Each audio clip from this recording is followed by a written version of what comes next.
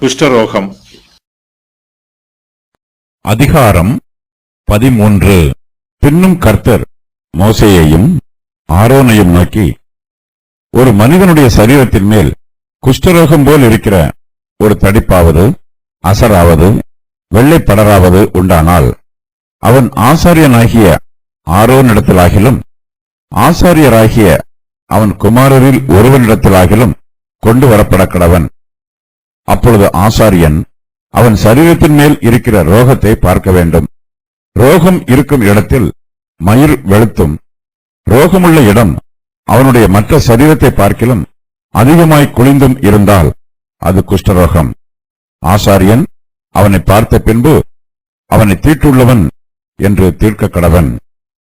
அவன் சரீரத்தின் மேல் வெள்ளை படர்ந்திருந்தாலும் அவ்விடம் அவனுடைய மற்ற தோலை பார்க்கிலும் அதிக பள்ளமாயிராமலும் அதில் மயிர் வெள்ளையாக மாறாமலும் இருந்தால் ஆசாரியன் அவனை 7 நாள் அடைத்து வைத்து 7ஆம் நாளில் அவனை பார்க்க கடவன். தோலில் ரோகம் அதிகப்படாமல் அவன் பார்வைக்கு ரோகம் நின்றிருந்தால் ஆசாரியன் 2ஆம் தரம் அவனை 7 நாள் அடைத்து வைத்து 2ஆம் தரம் அவனை 7ஆம் நாளில் பார்க்க கடவன். தோலில் ரோகம் அதிகப்படாமல் சுருங்கி இருந்தால் ஆசாரியன் அவனை சுத்தமுள்ளவன் என்று தீர்க்க கடவன். அது அசரு. அவன் தன் வஸ்திரங்களை தோய்த்து சுத்தமாயிருப்பானாக. தன்னை சுத்தமுள்ளவன் என்று தீர்க்கிறதற்கு அவன் தன்னை ஆசாரியனுக்கு காண்பித்த பின்பு அசரு தோலில் அதிகமாய் படர்ந்திருந்தால் அவன் மறுபடியும் ஆசாரியனுக்கு தன்னை காண்பிக்க கடவன். அப்பொழுது அசரு தோலிலே படர்ந்தது என்று ஆசாரியன் கண்டால் ஆசாரியன் அவனை தீட்டுள்ளவன் என்று தீர்க்க கடவன். அது குஷ்டரோகம். குஷ்டரோகம் ஒரு மனிதனுக்கு இருந்தால் அவனை ஆசாரியனிடத்தில் கொண்டு வர வேண்டும். அப்பொழுது ஆசாரியன் அவனை பார்த்து, தோலிலே வெள்ளையான தடிப்பிருந்து அது மயிரை வெண்மையாக மாற பண்ணிச்சென்றும் அந்த தடிப்புள்ள இடத்திலே ரணமாம்சம் உண்டென்றும் கண்டால் அது அவன் சரீரத்தில் உள்ள நாள்பட்ட குஷ்டம். அவன் தீட்டுள்ளவன். ஆதலால் ஆசாரியன் அவனை அடைத்து வைக்காமல் தீட்டுள்ளவன் என்று தீர்க்க கடவன். ஆசாரியன் பார்க்கிற இடங்களெங்கும் தோலில் குஷ்டம் தோன்றி அந்த ரோகமுள்ளவனுடைய தலை தொடங்கி அவன் கால் மட்டும் அது தேக முழுவதையும் மூடியிருக்க கண்டால் அப்பொழுது ஆசாரியன் பார்த்து குஷ்டம் அவன் சரீரம் முழுவதையும் மூடியிருந்தால் அவனை சுத்தமுள்ளவன் என்று தீர்க்க கடவன். அவன் உடம்பெல்லாம் வெண்மையாய் போனபடியால் அவன் சுத்தமுள்ளவன். ஆனாலும் ரணமாம்சம் அவனில் காணப்பட்டால் அவன் தீட்டுள்ளவன். ஆகையால் ரணமாம்சத்தை ஆசாரியன் காணும்போது அவனை தீட்டுள்ளவன் என்று தீர்க்க கடவன். ரணமாம்சம் தீட்டுள்ளது, அது குஷ்டம். அல்லது ரணமாம்சம் மாறி வெண்மையானால் அவன் ஆசாரியனிடத்துக்கு வரவேண்டும். ஆசாரியன் அவனை பார்த்து ரோகமுள்ள இடம் வெண்மையாக மாறினதென்று கண்டால் ஆசாரியன் அவனை சுத்தமுள்ளவன் என்று தீர்க்க கடவன். அவன் சுத்தமுள்ளவன். குஷ்டரோகத்தை ஒரு நோய் என்று சொல்லுவதை விட அதை ஒரு அசுத்தம் அல்லது தீட்டு என்று சொல்லுவது பொருத்தமாயிருக்கும். இந்த அதிகாரத்தில் குஷ்டரோகத்தை பற்றியும் அது சம்பந்தமாக கர்த்தர் சொல்லும் பிரமாணத்தை பற்றியும் விரிவாக சொல்லப்பட்டிருக்கிறது. குஷ்டரோகம் ஒரு வியாதி அல்ல, அது ஒரு தீட்டு. ஆகையினால் குஷ்டரோகத்தை கவனிக்கும் பொறுப்பு மருத்துவருக்கு கொடுக்கப்படாமல் ஆசாரியருக்கு கொடுக்கப்பட்டிருக்கிறது. நம்முடைய கர்த்தராகிய இயேசு கிறிஸ்து குஷ்டரோகிகளை சுத்தம் பண்ணினார். அவர் குஷ்டரோகிகளை சுத்தமாக்கினார் என்று வேதாகமத்தில் சொல்லப்படவில்லை. குஷ்டரோகத்தினால் யாராவது ஒருவர் மரித்து போனார் என்று பரிசுத்த வேதாகமத்தில் எந்த வசன பகுதியிலும் சொல்லப்படவில்லை. குஷ்டரோகத்தினால் யாரும் மரிக்கவில்லை. குஷ்டரோகம் பிடித்தவர்கள் மரித்து போகாவிட்டாலும் அவர்கள் உயிரோடு அடக்கம் பண்ணப்பட்டவர்களைப் போல அநேக வேதனைகளையும் பாடுகளையும் அனுபவித்தார்கள். குஷ்டரோகம் உள்ளவர்கள் ஜனங்கள் மத்தியிலே வாசம் பண்ணக்கூடாது. அவர்கள் தங்கள் உற்றார் உறவினர்களையும் குடும்பத்தினரையும் சிநேகிதரையும் விட்டு பிரிந்து ஊருக்கு வெளியே தனிமையில் வாசம் பண்ண வேண்டும். குஷ்டரோகம் உள்ளவர்கள் உயிரோடு இருந்தாலும் அவர்கள் செத்துப்போனவர்கள் போல யாரோடும் பேசாமல் பழகாமல் தங்கள் காலத்தை கழிக்க வேண்டும். குஷ்டரோகிகள் மற்றவர்களோடு பேசவோ பழகவோ கூடாது. அவர்களுடைய வேதனைகள் நாளுக்கு நாள் அதிகரிக்கும். குஷ்டரோகம் முதலில் எகிப்து தேசத்தில் ஆரம்பமாயிற்று என்றும் அதன் பின்பு அது சீரிய தேசத்திற்கு பரவிற்று என்றும் சரித்திர ஆசிரியர்கள் சொல்லுகிறார்கள். கர்த்தர் எகிப்து தேசத்தில் அடிமைகளாய் இருந்த இஸ்ரவேல் புத்திரரை விடுதலை செய்து கானான் தேசத்திற்கு அழைத்துக் கொண்டு வந்தார். அவர்கள் எகிப்து தேசத்தில் இருந்து புறப்பட்ட போது தாங்கள் அந்த தேசத்தில் கற்றுக்கொண்ட பழகின விக்கிரக ஆராதனை பழக்க வழக்கங்களை தங்களோடு கானான் தேசத்திற்கு கொண்டு வந்தார்கள். இதனால் கர்த்தர் அவர்கள் மீது கோபம் கொண்டு தம்முடைய நீதியினால் அவர்களை தண்டித்தார். கர்த்தருடைய நியாய தீர்ப்பினால் எகிப்து தேசத்தில் காணப்படுகிற வியாதிகள் இஸ்ரவேல் புத்திரர் மீதும் வந்தது. இஸ்ரவேல் ஜனத்தார் எகிப்து தேசத்தில் இருந்து புறப்பட்டு வந்தபோது தங்களோடு குஷ்டரோகத்தையும் கொண்டு வந்தார்கள். சீரிய தேசத்து படை தளபதியாகிய நாகமான் ஒரு குஷ்டரோகி. சீரிய ராஜாவின் படைத்தலைவனாகிய நாகமான் என்பவன் தன் ஆண்டவனிடத்தில் பெரிய மனுஷனும் எண்ணிக்கை உள்ளவனுமாய் இருந்தான். அவனை கொண்டு கர்த்தர் சீரியாவுக்கு ரட்சிப்பை கட்டளையிட்டார். மகா பராக்கிரமசாலியாகிய அவனோ குஷ்டரோகியாய் இருந்தான். 2 ராஜாக்கள் 5:1. மனுஷனுடைய சரீரத்தின் மேல் காணப்படும் ரோகம் குஷ்டரோகத்திற்கு அடையாளம். எல்லா ரோகங்களும் குஷ்டரோகம் என்று சொல்ல முடியாது. ஒரு சில ரோகங்கள் குஷ்டரோகத்தை போல இருக்கும், ஆனால் அவை குஷ்டரோகம் அல்ல. ஒரு ரோகம் குஷ்டமா அல்லது குஷ்டம் இல்லையா என்பதை ஆசாரியனே தீர்மானம் பண்ண வேண்டும். ஒரு சிலருடைய சரீரத்தின் மேல் குஷ்டரோகம் போல் இருக்கிற தடிப்பு, அசறு, வெள்ளைப்படர் ஆகியவை இருக்கும். இவை குஷ்டரோகமாய் இராது. ஆகையினால் இப்படிப்பட்ட அடையாளம் உள்ளவர்கள் சடங்காச்சார ரீதியாக அசுத்தமானவர்கள் அல்ல. ஆனாலும் இந்த அடையாளங்கள் மனுஷனுக்கு அதிகமான வேதனைகளை கொடுக்கும். ஒருவனுக்கு குஷ்டம் உள்ளதா இல்லையா என்பதை ஆசாரியனே தீர்மானம் பண்ண வேண்டும். ஜனங்கள் குஷ்டரோகிகளை பார்க்கும்போது அவர்களை அருவருப்பாக பார்க்கிறார்கள். தேவனுடைய நியாய தீர்ப்பு குஷ்டரோகிகள் மீது வந்திருக்கிறது என்று சொல்லுகிறார்கள். பொது ஜனங்களுக்கு குஷ்டரோகத்திற்கும் குஷ்டரோகத்தை போல காணப்படுகிற மற்ற ரோகத்திற்கும் வித்தியாசம் தெரியாது. அவர்கள் சரீரத்தில் காணப்படும் ரோகத்தை பார்ப்பதற்கே அருவருப்பார்கள். சரீரத்தின் மேல் காணப்படும் தடிப்பையும் வெள்ளை படரையும் அசரையும் ஆசாரியன் நோக்கி பார்த்து அது குஷ்டமா இல்லையா என்பதை தீர்மானம் பண்ண வேண்டும். கர்த்தர் இந்த ஊழியத்தை ஆசாரியருடைய கையிலே ஒப்புக் கொடுத்திருக்கிறார். கர்த்தருடைய கிருபையினாலே ஆசாரியர்கள் குஷ்டரோகிகளை பகுத்தறிகிறார்கள். பாவத்தினால் மனுஷருடைய மனது கரைபடுகிறது.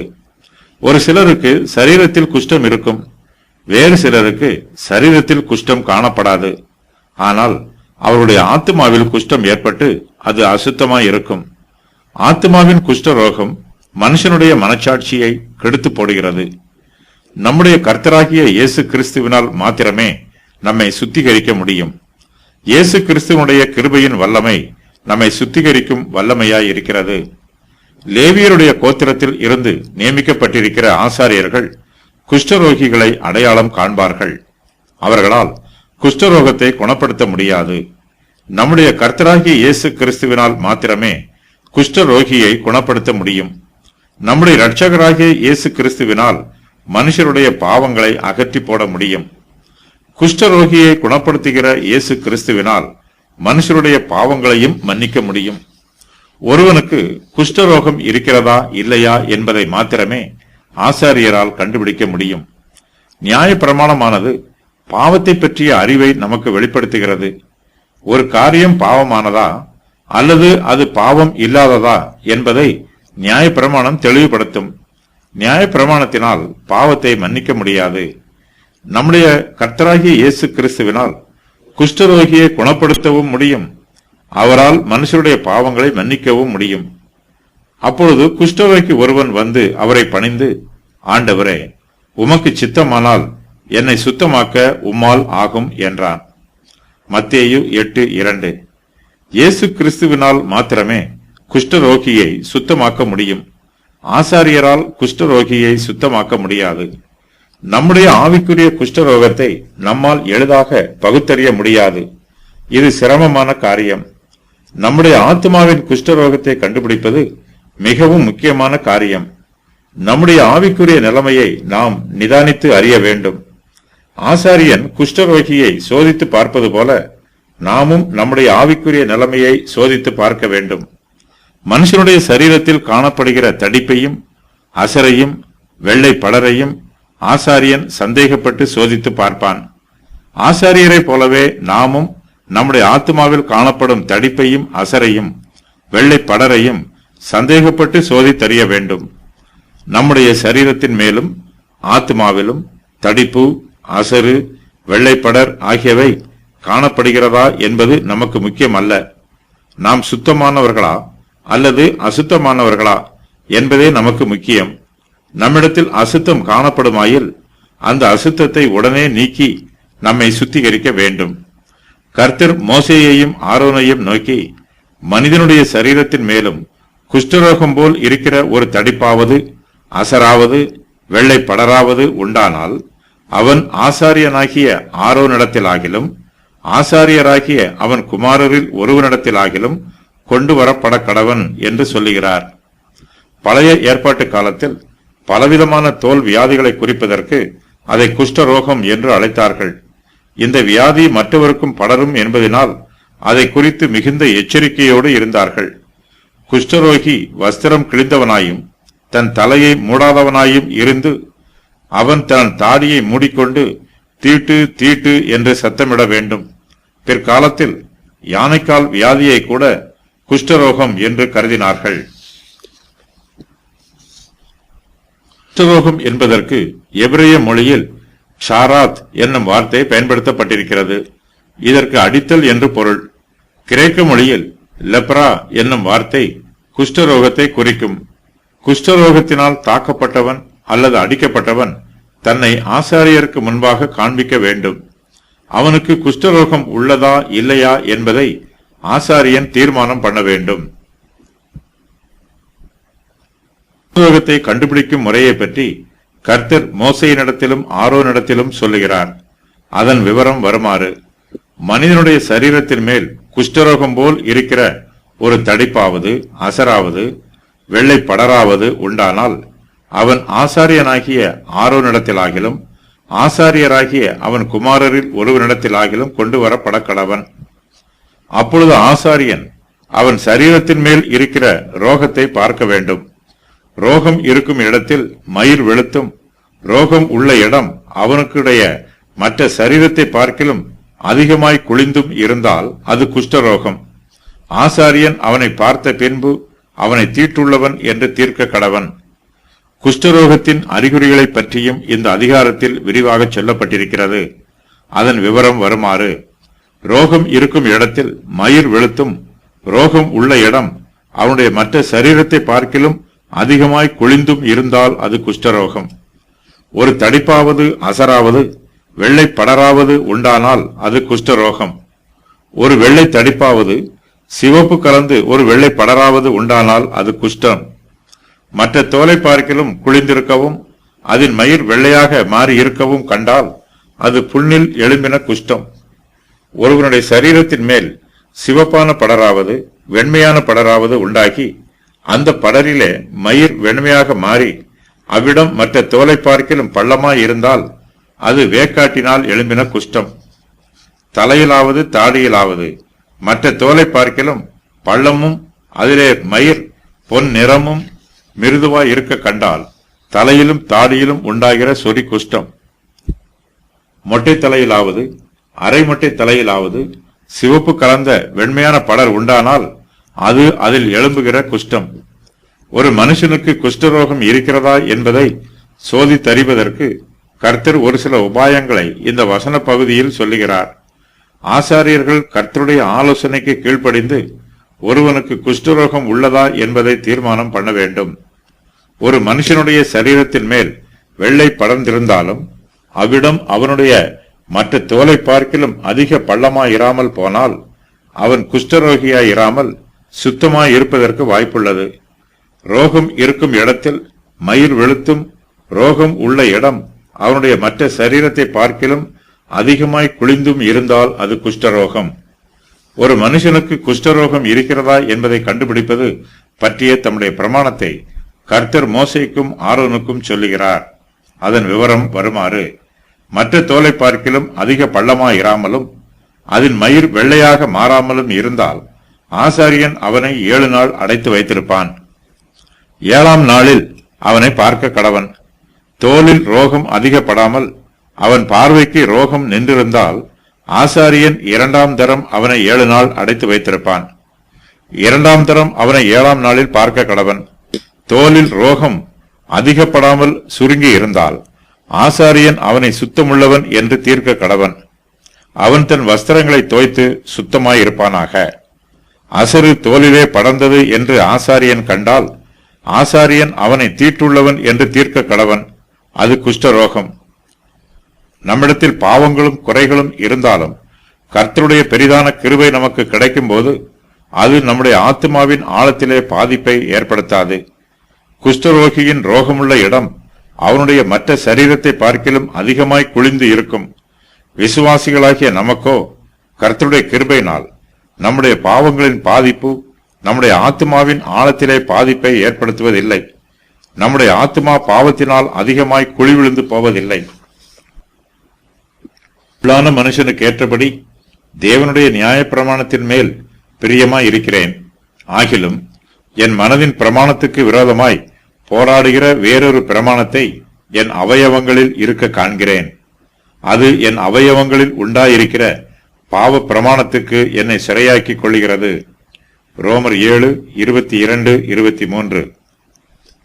நிர்பந்தமான மனுஷன் நான். இந்த மரண சரீரத்தினின்று யார் என்னை விடுதலையாக்குவார்? நம்முடைய கர்த்தராகிய இயேசு கிறிஸ்து மூலமாய் தேவனை ஸ்தோத்திரிக்கிறேன். ஆதலால் நானே என் மனதினாலே தேவனுடைய நியாய பிரமாணத்துக்கும் மாம்சத்தினாலேயோ பாவ பிரமாணத்துக்கும் ஊழியம் செய்கிறேன். ரோமர் 7:24-25. நம்மிடத்தில் பாவம் காணப்பட்டாலும் நம்முடைய உள்ளான மனுஷன் கர்த்தருடைய பிரமாணத்தின் மேல் பிரியமாய் இருக்க வேண்டும். ஒரு சிலருடைய புறம்பான சரீரம் சுத்தமாய் இருக்கும், ஆனாலும் அவர்களுடைய ஆத்துமா அசுத்தமாய் இருக்கும். நம்முடைய உள்ளான மனுஷன் பாதிப்படைவது நமக்கு மிகவும் ஆபத்தானது. சரீரத்தின் வெளிக்காயத்தை விட உள்காயமே நமக்கு அதிக பாதிப்பை ஏற்படுத்தும். ஆசாரியன் மனுஷனுடைய சரீரத்தின் மேல் இருக்கிற ரோகத்தை பார்க்க வேண்டும் என்று கர்த்தர் சொல்லுகிறார். அந்த மனுஷன் குஷ்டரோகியா குஷ்டரோகி இல்லையா என்பதை ஆசாரியனே தீர்மானம் பண்ண வேண்டும். கர்த்தர் மோசேயையும் ஆரோனையும் நோக்கி, ஆசாரியன் அவன் சரீரத்தின் மேல் இருக்கிற ரோகத்தை பார்க்க வேண்டும். ரோகம் இருக்கும் இடத்தில் மயிர் வெளுத்தும் ரோகம் உள்ள இடம் அவனுடைய மற்ற சரீரத்தை பார்க்கிலும் அதிகமாய் குளிந்தும் இருந்தால் அது குஷ்டரோகம். ஆசாரியன் அவனை பார்த்த பின்பு அவனை தீட்டுள்ளவன் என்று தீர்க்க கடவன் என்று சொல்லுகிறார். சரீரத்தின் மேல் இருக்கிற ரோகம் படராமல் இருந்தால் அது குஷ்டரோகம் அல்ல. ஆசாரியன் சரீரத்தின் மேல் காணப்படும் வெள்ளைப்படரை சோதித்து பார்க்க வேண்டும். அவன் சரீரத்தின் மேல் வெள்ளை படர்ந்திருந்தாலும் அவ்விடம் அவனுடைய மற்ற தோலை பார்க்கிலும் அதிக பள்ளமாயிராமலும் அதன் மயிர் வெள்ளையாக மாறாமலும் இருந்தால் ஆசாரியன் அவனை 7 நாள் அடைத்து வைக்க வேண்டும். ஆசாரியன் 7ஆம் நாளில் அவனை பார்க்க கடவன். தோலில் ரோகம் அதிகப்படாமல் அவன் பார்வைக்கு ரோகம் நின்றிருந்தால் ஆசாரியன் 2ஆம் தரம் அவனை 7 நாள் அடைத்து வைத்து 2ஆம் தரம் அவனை 7ஆம் நாளில் பார்க்க கடவன். தோலில் ரோகம் அதிகப்படாமல் சுருங்கி இருந்தால் ஆசாரியன் அவனை சுத்தமுள்ளவன் என்று தீர்க்க கடவன். அது அசரு. அவன் தன் வஸ்திரங்களை தோய்த்து சுத்தமாய் இருப்பானாக என்று கர்த்தர் சொல்லுகிறார். ஒரு மனிதனுடைய சரீரத்தின் மேல் காணப்படும் அசரு அதிகமாய் படர்ந்திருந்தால் ஆசாரியன் அவனை இன்னும் அதிகமாய் சோதித்து பார்க்க வேண்டும். தன் சரீரத்தில் அசர் உள்ளவன் தன்னை சுத்தமுள்ளவன் என்று தீர்க்கிறதற்கு அவன் தன்னை ஆசாரியனுக்கு காண்பித்த பின்பு அசரு தோலில் அதிகமாய் படர்ந்திருந்தால் அவன் மறுபடியும் ஆசாரியனுக்கு தன்னை காண்பிக்க கடவன். அப்பொழுது அசரு தோலிலே படர்ந்தது என்று ஆசாரியன் அவனை தீட்டுள்ளவன் என்று தீர்க்க கடவன். அது குஷ்டரோகம் என்று கர்த்தர் சொல்லுகிறார். தோலில் ரோகம் அதிகப்படாமல் சுருங்கி இருந்தால் அவன் குஷ்டரோகி அல்ல. அந்த ரோகம் குஷ்டரோகமாய் இராமல் அசராக இருக்கும். மனுஷனுடைய பாவத்தினால் அவனுடைய ஆத்துமா கரைப்படுகிறது. பாவம் அதிகரிக்கும் போது அந்த ஆத்துமா முற்றிலுமாய் கெட்டுப்போகும். நம்மிடத்தில் பாவம் உண்டா என்பதை நாம் சோதித்து பார்க்க வேண்டும். நம்மிடத்தில் பாவம் காணப்படும் போது அந்த பாவம் வளர்ந்து பெரிதாகி விடாமல் அதை நாம் தடுத்து நிறுத்த வேண்டும். நம்முடைய இருதயத்தில் பாவ சிந்தனைக்கு இடம் கொடுத்தால் நம்முடைய இருதயம் முழுவதையும் அந்த பாவம் நிரப்பிவிடும். நம்முடைய மொத்த மனச்சாட்சியும் கெட்டுப்போகும். பாவத்தை நமக்குள் வளர விடாதபடிக்கு தடுத்து நிறுத்தினால் கரைப்பட்டிருக்கிற நம்முடைய இருதயத்தை சுத்திகரிப்பதற்கு வாய்ப்புள்ளது. பாவத்தை கண்டுகொள்ளாமல் அப்படியே விட்டுவிட்டால் அந்த பாவம் ஒவ்வொரு நாளும் பெரிதாகி நம்மை மொத்தமாக அழித்து போடும். குஷ்டரோகம் ஒரு மனிதனுக்கு இருந்தால் அவனை ஆசாரியனிடத்தில் கொண்டு வர வேண்டும். அப்பொழுது ஆசாரியன் அவனை பார்த்து, தோலிலே வெள்ளையான தடிப்பிருந்து அது மயிரை வெண்மையாக மாற பண்ணிற்று என்றும் அந்த தடிப்புள்ள இடத்திலே ரண மாம்சம் உண்டென்றும் கண்டால் அது அவன் சரீரத்தில் உள்ள நாள்பட்ட குஷ்டம். அவன் தீட்டுள்ளவன். ஆதலால் ஆசாரியன் அவனை அடைத்து வைக்காமல் தீட்டுள்ளவன் என்று தீர்க்க கடவன் என்று கர்த்தர் சொல்லுகிறார். மனுஷருக்கு சரீர பிரகாரமான குஷ்டரோகம் ஏற்படுவது போல ஆவிக்குரிய குஷ்டரோகமும் ஏற்படுவதற்கு வாய்ப்புள்ளது. மனுஷருடைய இருதயத்தில் காணப்படும் பெருமை, அகந்தை, மனமேட்டிமை, சுய மாம்ச பலத்தின் மீது நம்பிக்கை வைப்பது, கர்த்தருடைய வார்த்தை பாவத்தை குறித்து கண்டித்து உணர்த்தும் போது அதற்கு கீழ்ப்படியாமல் எதிர்த்து நிற்பது, பரிசுத்த ஆவியானவருக்கு விரோதமாக போராடுவது ஆகியவை எல்லாம் ஆவிக்குரிய குஷ்டரோகத்தின் அடையாளங்களாகும். மனுஷனுடைய தோலிலே வெண்மையான தடிப்பும் அந்த தடிப்புள்ள இடத்திலே ரண மாம்சமும் உண்டாயிருக்கும் என்றால் அது நாள்பட்ட குஷ்டம். ஆசாரியன் பார்க்கிற இடங்கள் எங்கும் தோலில் குஷ்டம் தோன்றி அந்த ரோகம் உள்ளவனுடைய தலை தொடங்கி அவன் கால் மட்டும் அது தேகம் முழுவதையும் மூடியிருக்க கண்டால் அப்பொழுது ஆசாரியன் பார்த்து குஷ்டம் அவன் சரீரம் முழுவதையும் மூடியிருந்தால் அவனை சுத்தமுள்ளவன் என்று தீர்க்க கடவன். அவன் உடம்பெல்லாம் வெண்மையாய் போனபடியால் அவன் சுத்தமுள்ளவன். ஒரு மனுஷனுடைய தலை தொடங்கி கால் மட்டும் தோலிலே குஷ்டம் மூடியிருக்கும் என்றால் அவனுடைய தோல் பகுதியில் மாத்திரமே குஷ்டம் பிடித்திருக்கிறது. அவனுடைய சரீரத்தின் உள்ளான அவயவங்கள் எதுவும் குஷ்டரோகத்தினால் பாதிப்படையவில்லை. சரீரத்தின் தோலிலே காணப்படும் குஷ்டம் இயற்கையாகவே குணமாகிவிடும். ஆகையினால் ஆசாரியன் அவனை சுத்தமுள்ளவன் என்று தீர்க்க வேண்டும். அவன் உடம்பெல்லாம் குஷ்டம் நீங்கி வெண்மையாய் போயிற்று. ஒரு மனுஷனுடைய உள்ளான சரீரத்தில் குஷ்டம் இருக்குமென்றால் ஆசாரியன் அதை கவனமாய் கண்டுபிடிக்க வேண்டும். வெளிப்படையான குஷ்டரோகத்தை எளிதாக குணப்படுத்தி விடலாம். சரீரத்திற்குள்ளே மறைவாய் இருக்கும் குஷ்டரோகத்தை குணப்படுத்துவது கடினம். நம்முடைய பாவங்களை அறிக்கை செய்யாமல் மூடி மறைத்தால் பாவம் மன்னிப்படைவதற்கு வாய்ப்பில்லை. நம்முடைய பாவத்தை வெளிப்படையாக அறிக்கை செய்தால் கர்த்தர் தம்முடைய கிருபையினால் அதை மன்னிப்பார். மாய்மாலக்காரர் தங்கள் பாவங்களை மூடி மறைக்க முயற்சி செய்கிறார்கள். மாய்மாலக்காரர் பாவ மன்னிப்பு பெறுவதற்கு வாய்ப்பில்லை. தங்கள் பாவத்தை மூடி மறைக்காமல் அறிக்கை செய்கிறவர்கள் பாவ மன்னிப்பு பெறுவதற்கு வாய்ப்புள்ளது. வேத பாரகரும் பரிசேயரும் தேவனுடைய ராஜ்யத்தில் பிரவேசிப்பதற்கு முன்பாக ஆயக்காரரும் வேசிகளும் அதிலே எளிதாக பிரவேசிக்கிறார்கள். வேத பாரகரும் பரிசேயரும் தங்கள் பாவங்களை மறைத்து பக்தியின் வேஷத்தை தரித்திருக்கிறார்கள். ஆயக்காரரும் வேசிகளுமோ தங்களுடைய பாவங்களை அங்கீகரித்து அதை கர்த்தருடைய சமூகத்திலே மிகுந்த மனத்தாழ்மையோடு அறிக்கை செய்கிறார்கள். தன் பாவத்தை மறைக்கிறவன் வாழ்வடைய மாட்டான். அதை அறிக்கை செய்து விட்டு விடுகிறவனோ தேவனிடத்திலிருந்து இரக்கம் பெறுவான். ஒரு சிலர் தங்களுடைய பாவமான உணர்ச்சிகளை அடக்கி வைக்காமல் திடீரென்று வெளிப்படுத்தி விடுவார்கள். அவர்களுடைய பாவ இச்சைகள் முழுமையாய் வெளிப்படும். வேறு சிலரோ தங்களுடைய பாவமான உணர்ச்சிகளையும் பாவ இச்சைகளையும் வெளிப்படுத்தாமல் தங்களுக்குள்ளே மறைவாக அடைத்து வைத்திருப்பார்கள். வெளிப்படையாக காணப்படும் பாவத்தை விட மறைவாக அடைத்து வைக்கப்படும் பாவம் ஆபத்தானது. மனுஷனுடைய குஷ்டரோகமும் மறைவான பாவத்தை போல ஆபத்தானது. மனுஷனுடைய சரீரத்தின் தோலிலே வெளியே தெரியாமல் அவனுக்கு உள்ளே இருக்கும் குஷ்டரோகம் மிகவும் மோசமானது. வெளிப்படையாக தெரியும் குஷ்டரோகமோ சுத்தமாக கூடியது. நம்மை நாமே நியாயம் தீர்த்து கொண்டால் நாம் நியாயம் தீர்க்கப்பட மாட்டோம். நம்முடைய சரீரத்தில் குஷ்டம் உண்டு என்பதை கண்டு அதை அங்கீகரித்தால் கர்த்தர் நம்மை சுத்தமாக்குவார். அதுபோலவே நம்மிடத்தில் பாவம் உண்டு என்பதை கண்டு அதை கர்த்தரிடத்தில் அறிக்கை செய்தால் கர்த்தர் நம்முடைய பாவங்களை மன்னித்து நம்மை சுத்திகரிப்பார். நமக்கு கர்த்தருடைய கண்களில் தயவும் கிருபையும் கிடைக்கும். சரீரத்தில் ரோகம் உள்ளவர்கள் ஆசாரியனிடத்தில் தங்களை காண்பிக்க வேண்டும். ஆசாரியனும் அவசரப்பட்டு எந்த முடிவும் எடுத்து விடாமல் அவனுடைய ரோகத்தையும் தடிப்பையும் அசரையும் கவனமாய் ஆராய்ந்து பார்த்து அவன் குஷ்டம் உள்ளவனா குஷ்டம் இல்லாதவனா என்பதை தீர்மானம் பண்ண வேண்டும். ஒரு மனுஷனிடத்தில் ரணமாம்சம் காணப்பட்டால் அவன் தீட்டுள்ளவன். ஆகையினால் ரணமாம்சத்தை ஆசாரியன் காணும்போது அவனை தீட்டுள்ளவன் என்று தீர்க்க கடவன். ரணமாம்சம் தீட்டுள்ளது, அது குஷ்டம்.